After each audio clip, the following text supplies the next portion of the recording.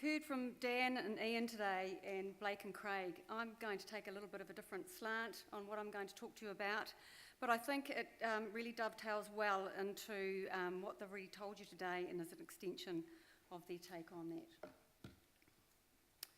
So today I'm going to talk to you about Firstlight's ultimate customer, who that is and why. So meet Firstlight Jane. 15 years ago, together with our suppliers, Firstlight found Jane standing in supermarkets, talking to them, giving them tastings, observing their buying habits, observing what their trends were with what they were doing in their day-to-day life. Jane represents our model venison consumer. I'd like you to put yourselves in the mind of Jane for a moment and think about what's happening around her. What's important in her food purchases? What is she thinking? Where does she shop? What does she believe in? Is her president a nutter? What does she do in her social media space? What does she really believe in? What's important to her? Firstlight is 100% consumer focused. This drives all the decisions that we make. What do we really know about Firstlight Jane? We know Jane can afford to care, and she does. Jane wants to know the person that raises her meat and shares her moral compass.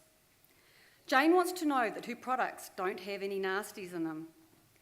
Jane wants to impress her friends with the knowledge of provenance and how to cook the meat.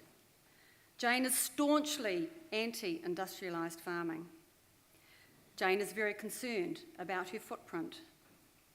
Jane is searching for the logos and other attributes, statements for reassurance her food is safe, grass-fed, no antibiotics, no GMO, high in iron, low in fat. Animals are treated fairly.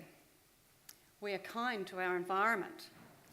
We farm sustainably and protect our land for future generations. Natural. She does not want the synthetic burger. Last year, Kyla Coburn opened our eyes and gave us a fright by opening us to the world of synthetic foods. Craig again today has shown us the impact of what is happening in this space and the exponential curve.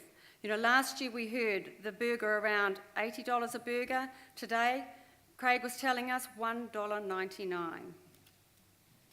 Synthetic foods are coming, whether we like it or not.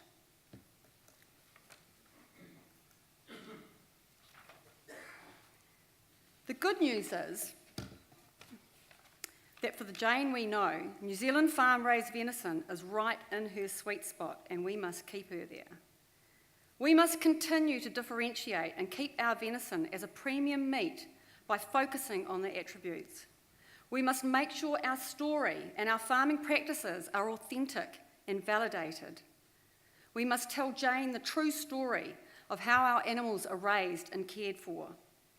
Our job is to make sure that venison is at every touch point in her life. The meat counter, the pet food aisle, health supplements, convenience foods, the snack foods. If we continue to focus on keeping farm-raised venison in Jane's sweet spot, we will gain the ongoing price premium we need and desire.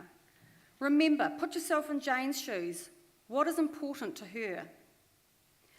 This is the future for New Zealand venison, and this is the space Firstlight is in. Thank you.